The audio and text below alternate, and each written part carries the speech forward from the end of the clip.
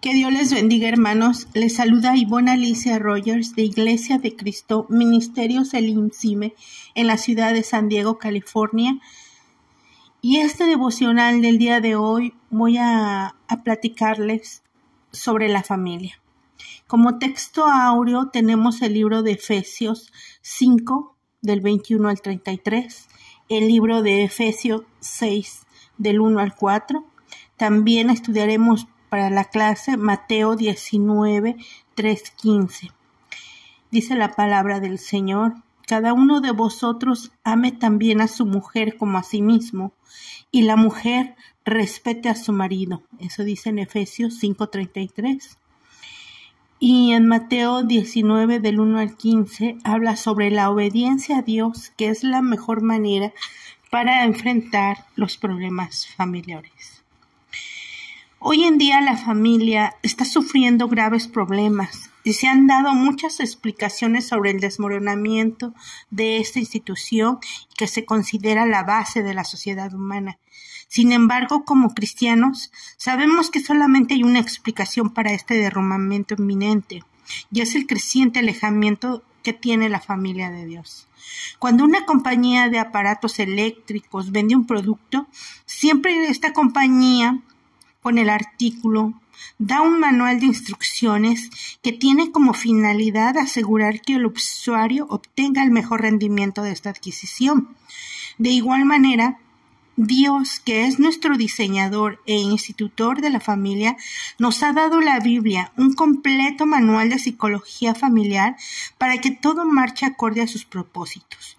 No obstante, el hombre ha preferido desechar las instrucciones del fabricante de la Biblia, tachándolas de anticuada, y ha abrazado recomendaciones de otras personalidades que ni siquiera estaban presentes cuando Dios instituía la familia y diseñaba su dinámica, que es tan vital. En la actualidad, se desprecia el consejo bíblico para seguir bagatelas humanas como el liberalismo, la falsa liberación femenina, el amor libre, el materialismo, y como resultado está en la situación agónica de la familia moderna. Básicamente pueden considerarse dos aspectos del problema familiar. Primero, problemas de ajustes entre los mismos cónyuges. Y segundo, problemas de distanciamiento entre padres e hijos. Ambas situaciones anómalas podrían evitarse con una actitud obediente y sumisa a la voluntad revelada de Dios en su palabra. Pero examinemos más despacio estos dos aspectos del problema a la luz de la palabra. En Mateo 19:3 habla sobre el problema conyugal. Los problemas entre esposos no son nuevos. Cuando Jesús visitó la tierra, eran tantas las desavenencias entre marido y mujer que el divorcio estaba a la orden del día por cualquier causa. Hoy es igual. Legalmente es relativo fácil obtener un divorcio. Los requisitos cada vez son más laxos, aproximándose al punto de que una pareja puede divorciarse casi por cualquier causa.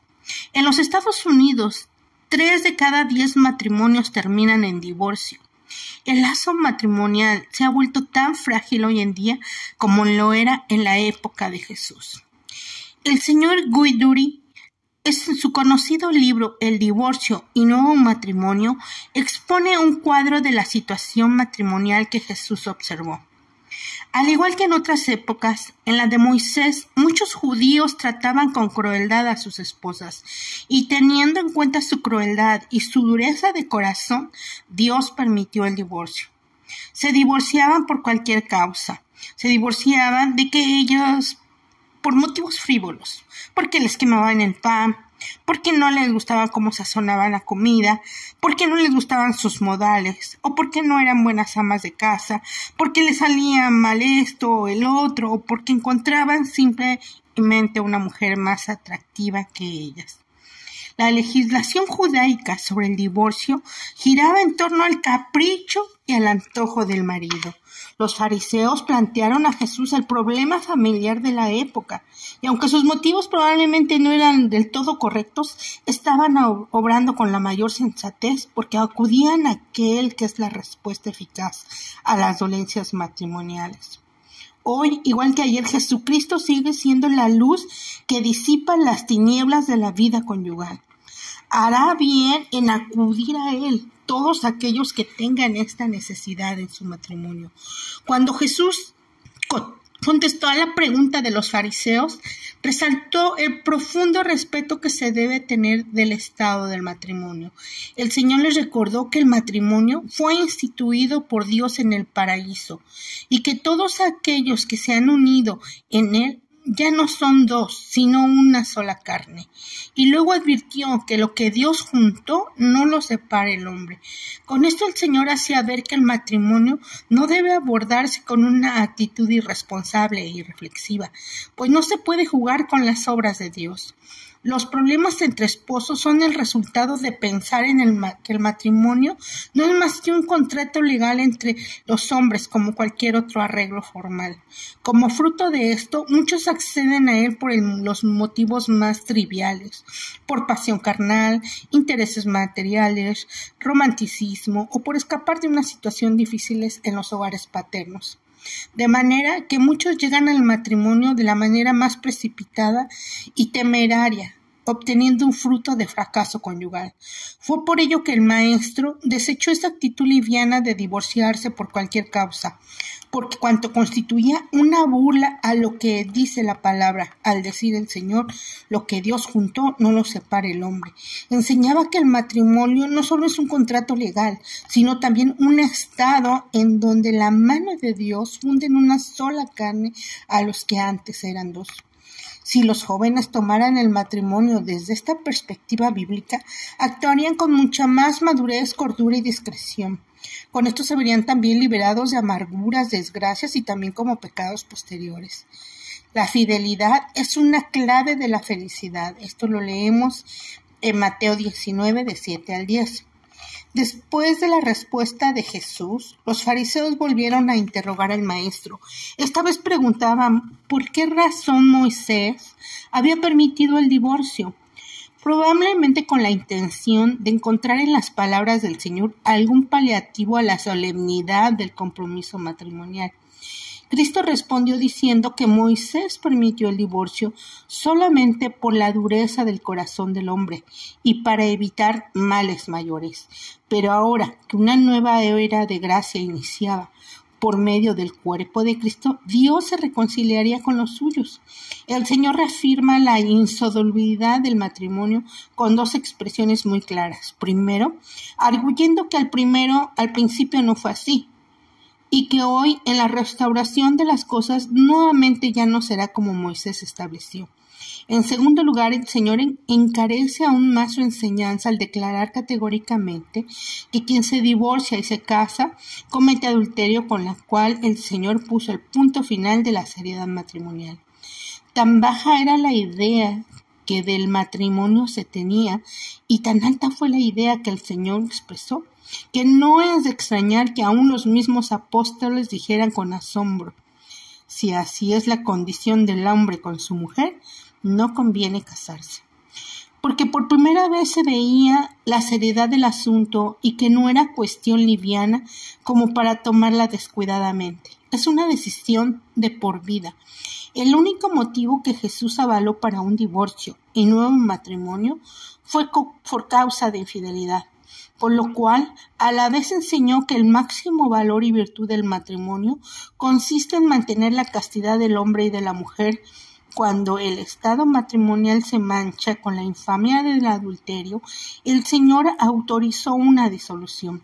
De esto se desprende que la verdadera felicidad matrimonial consiste en preservar el vínculo de la fidelidad mutua. Una vez más, al pensar en matrimonio, los jóvenes deben de tener presente que esto implica una renuncia a cualquier otra persona que no sea su legítimo cónyuge. Siguiendo estas claras instrucciones bíblicas, se encuentra la clave de un matrimonio feliz. La responsabilidad de los hijos. Lo leemos en Mateo 19, de 13 a 15. El otro problema básico de la familia es el distanciamiento entre padres e hijos. Pablo profetizó sobre esta situación, característica del último tiempo. En los postreros días vendrán tiempos peligrosos, porque habrá hombres amadores de sí mismos, desobedientes a los padres, como dice en 2 de Timoteo 3, 1 y 2. Esta situación, como ya se expuso, es el resultado del descuido de las normas divinas. Cuando los niños vinieron a Jesús, los discípulos les reprendieron pensando que tal vez por ser tan solo unos pequeños no entenderían la enseñanza del maestro. Muchos padres cometen el mismo error al pensar que sus hijos son demasiado pequeños como para preocuparse por ellos y que no entienden cosas y que cuando sean mayores en realidad ya será muy tarde para encaminarlos por las sendas de rectitud. Dios ha dicho: instruye al niño en su camino, y aun cuando fuere viejo, no se apartará de él. Proverbios 22:6. Nótese que dice instruye al niño, con lo cual afirma que el momento de cuidar los hijos es cuando están aún niños. Jesús aleccionó a sus discípulos por medio del ejemplo, al tomar cuidado de los niños, poner sus manos sobre cada uno de ellos y orar por ellos bendiciéndoles. Padres, tomad tiempo para instruir a vuestros hijos en la amonestación del Señor. No los provoquéis a ira, y cuando fueran grandes no se apartarán del camino. A través de la oración, rogar por la iluminación de su entendimiento infantil, y así cumpliréis con el mandato de Jesús. Dejad que los niños vengan a mí y no se lo impidáis.